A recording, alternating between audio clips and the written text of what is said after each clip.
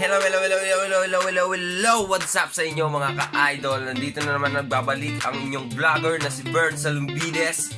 So, for today, we are going to clean and legit check my new ukay shoes, which is Nike Air Huarache. Dito tayo ngayon para maglinis ng Nike Air Huarache and papakita ko sa inyo kung paano mag-legit check ng mga sapatos. Yan, nakikita nyo naman. Nakikita nyo naman ang kanyang dumi. Yan, lilinisin natin siya. So yun na nga. When we are going to legit check our shoes, tingnan lang natin yung kanyang barcode dito. Makikita nyo naman dito yung kanyang barcode, which is 8526280002. Dito, wait ako sa inyo.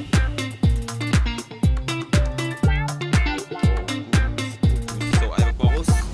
So, yun, papakita ko na sa inyo kung paano siya i-legit check. So, ito yung kanyang number. Ito yung search natin, which is 8526280002. So, let's start. When we are going to legit check our shoe, first we are going to go to Google and search for the barcode of the shoe, which is 8526. Na-legit check ko na siya, pero papakita ko lang sa inyo kung paano nga ba yung pag-legit check niya. So, 002.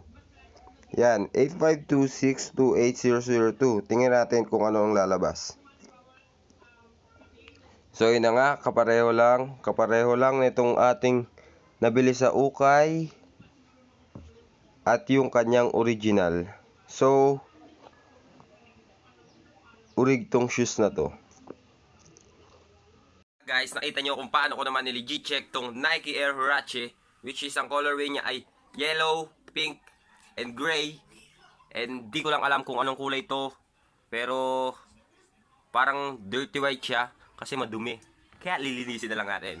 So let's start.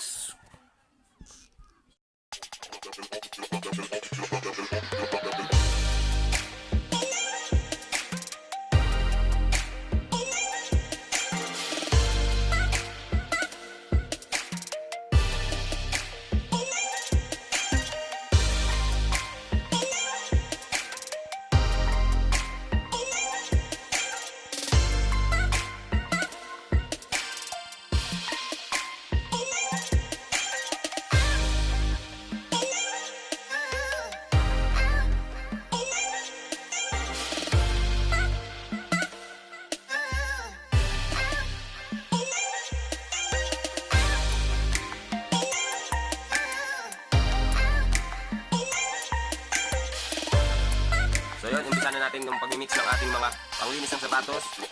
Powder. Kundi lang, yan, o yan.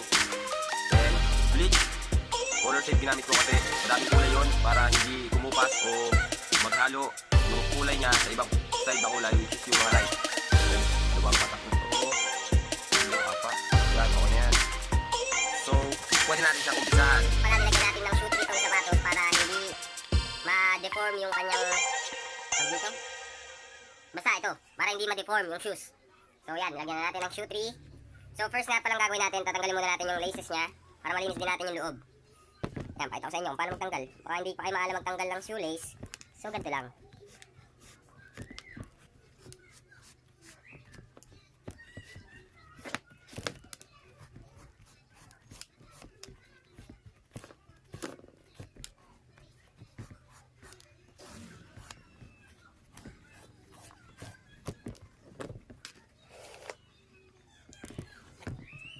So ito na nga, natanggalan natin yung shoelace niya. So pwede na tayong mag-umpisa talaga para mag-brush. So first na gagamitin natin, gagamit muna tayo ng soft bristle brush.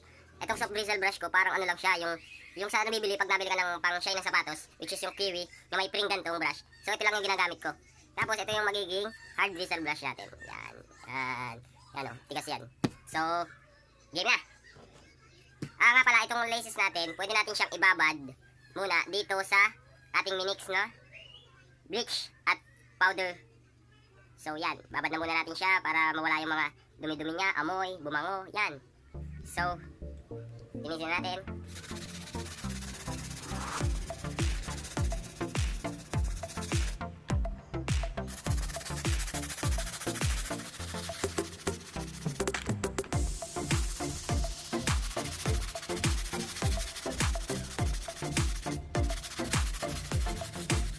Naglalawa na tayo dito, nagkakalat na.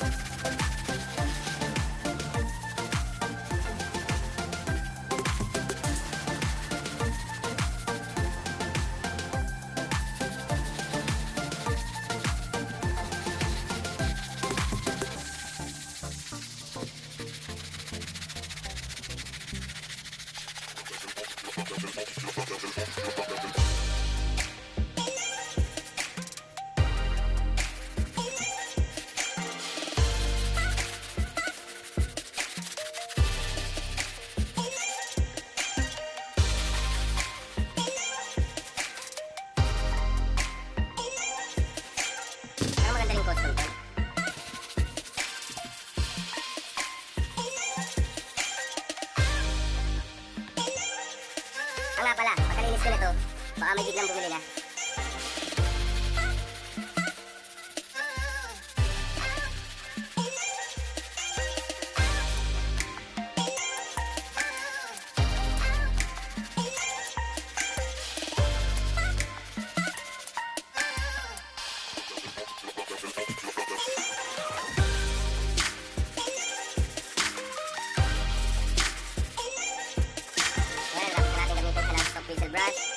Now let's start with hard wheel brush.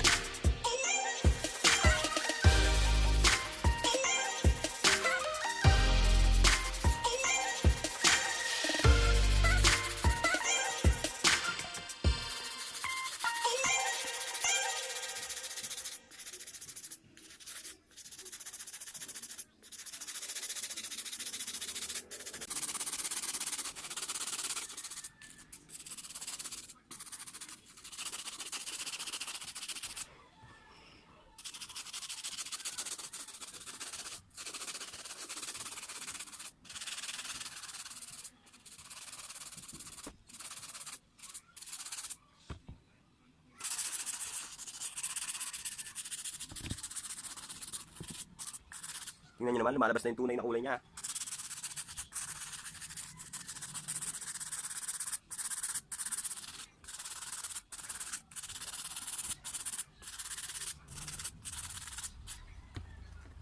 Kulang lang talaga sa linis.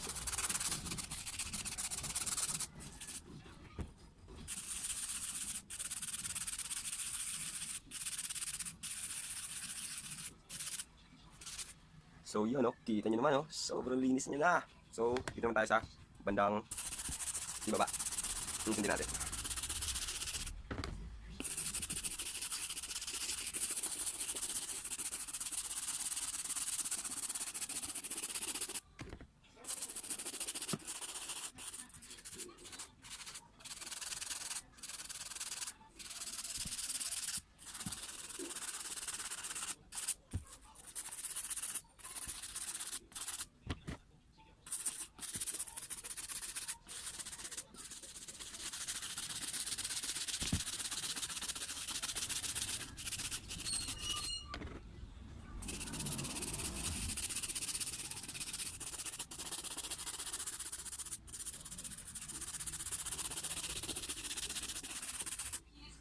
So yun na nga guys, nakikita nyo naman, natapos na natin siya linisin at napatuyo na rin natin siya. Tingnan nyo kung ano ang ating finished product.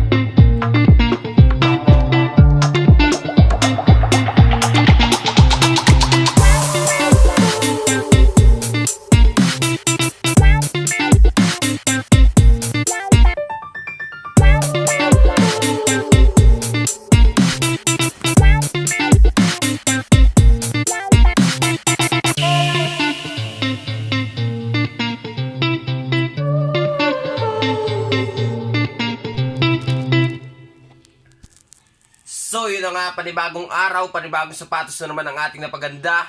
So ano pang hinihintay nyo? Subscribe na para updated ka sa mga video ko pang ilalabas tungkol sa paglilinis ng sapatos, paggaganda ng sapatos, at pag-custom ng sapatos. So peace!